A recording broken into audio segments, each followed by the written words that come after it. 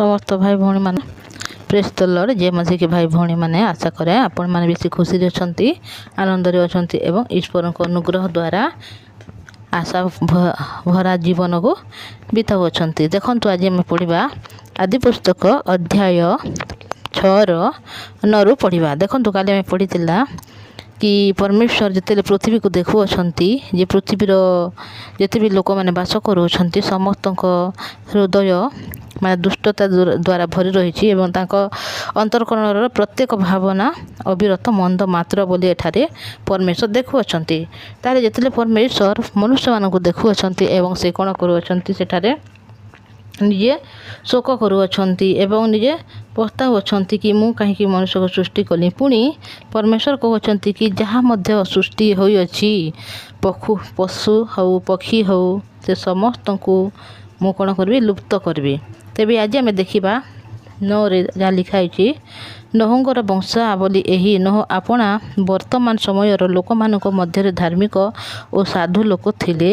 नोह परमेश्वर सहित गमना करुथिले देखंतु एठारे परमेश्वर जिते बेले देखुअछंती सेठारे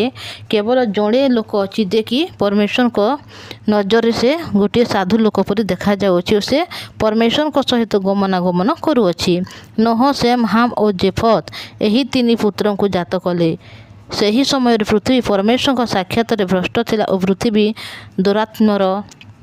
परिपूर्ण थिला पुणी परमेश्वर पृथ्वी रे दृष्टिपात कर देखिले जे ताहा भ्रष्ट होइअछि जेहेतु पृथ्वीस्थ समस्त प्राणी भ्रष्टाचारी होइअछंती देखंतु पृथ्वी रे केही मध्ये एपरि भल नाही केही मध्ये साधु नाही कि धार्मिक नाही बरं पृथ्वी रे जेते भी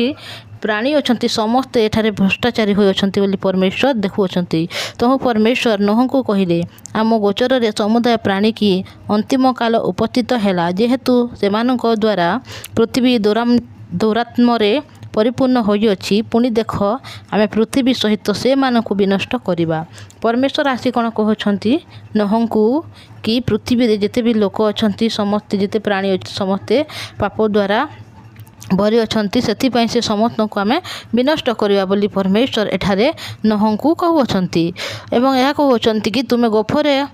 काष्टर गोटे जहाज निर्माण कर तही मध्य नाना कोठरी बनाई तहिर भीतर और बाहर झुणा द्वारा लेपन कर परमेश्वर एठारे किपरि से नोह एठारे बंचिबा को पारिबो सेथिपई परमेश्वर एठारे नोह को गोटे जहाज निर्माण करिबा पई कहउछंती एवं केउ विषय रे एठारे निर्माण करिवे से विषय एठारे लिखा जाय अछि देखंतु कोठरी बनाइब एवं तहिरे झुणा द्वारा लेपन कर बोली कहउछंती ताहा एही प्रकार निर्माण करिबो दीर्घ 300 हाथ प्रस्तर 50 हाथ उच्चरे 30 हाथ देखंतु जहाज किपरि बनैबा से समस्त विषय एठारे वर्णना करा जायछि उपरु एहा हाथ छाड़ी झरका करिबो आउ तहिर पार्श्वर द्वार रखिबो आउ तहिर प्रथम द्वितीय और तृतीय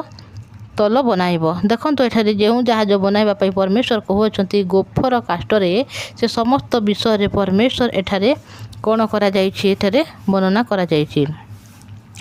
पुणी आकाश तले प्राणवायु विशिष्ट जेते जीवजंतु अछंती सही सब विनष्ट करबा निमंते आमे देख आम पृथ्वी उपरे जल प्लावन करबा तहिरे पृथ्वीर समस्त प्राणी प्राणत्याग करिवे देखंतु परमेश्वर एठारे प्रथमे नोह को कहउछंती कि गोटे जहाज प्रस्तुत कर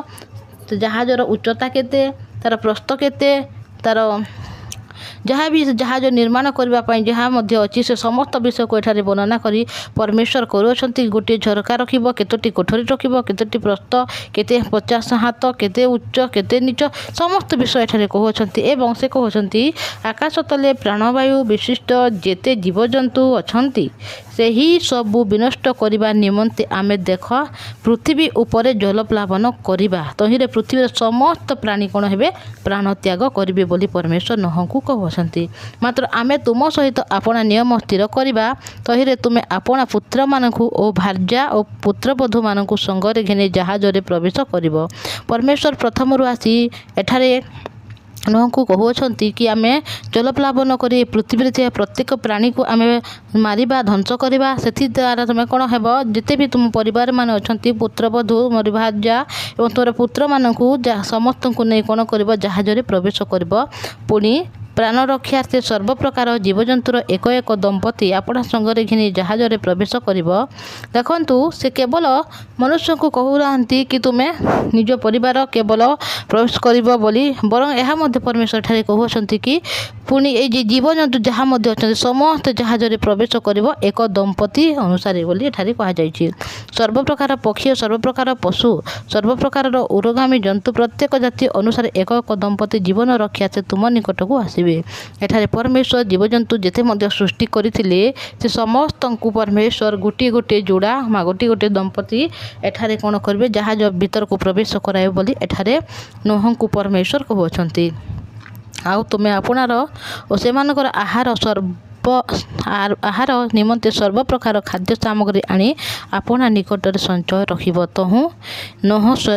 ଯେରୂପ କଲେ ପରମେଶ୍ୱରଙ୍କ ଆଜ୍ଞା ଅନୁସାରେ ସେ ସମସ୍ତ କର୍ମ କଲେ। ଦେଖନ୍ତୁ ଏଠାରେ ପରମେଶ୍ୱର ପୃଥିବୀକୁ ଯେତେବେଳେ ଦେଖୁଅଛନ୍ତି ଯେ ପୃଥିବୀରେ ଦୁଷ୍ଟତା ବଢ଼ିଯାଇଅଛି ଓ ସମସ୍ତଙ୍କ ହୃଦୟରେ କେବଳ ଅବିରତ ମନ୍ଦ ହିଁ ବାହାରୁଅଛି, ହେଲେ ସୁଦ୍ଧା ପରମେଶ୍ୱର ପୃଥିବୀକୁ ଧ୍ୱଂସ କରିବା ପାଇଁ ଚାହୁଁଥିଲେ ସୁଦ୍ଧା ସେ ନୋହଙ୍କୁ ଅନୁଗ୍ରହ ଦେଉଛନ୍ତି ଏବଂ ତାଙ୍କ ପୁରା ପରିବାରକୁ ସେ କ'ଣ କରୁଅଛନ୍ତି ବଞ୍ଚାଇବା ପାଇଁ ଚାହୁଁଛି। ତାଙ୍କ ସହିତ ସେ କ'ଣ କରୁଅଛନ୍ତି ଜୀବଜନ୍ତୁରେ ଯେତେ ବି ଏ ଜୀବଜଗତରେ ବାସ କରୁଅଛନ୍ତି ପ୍ରତ୍ୟେକ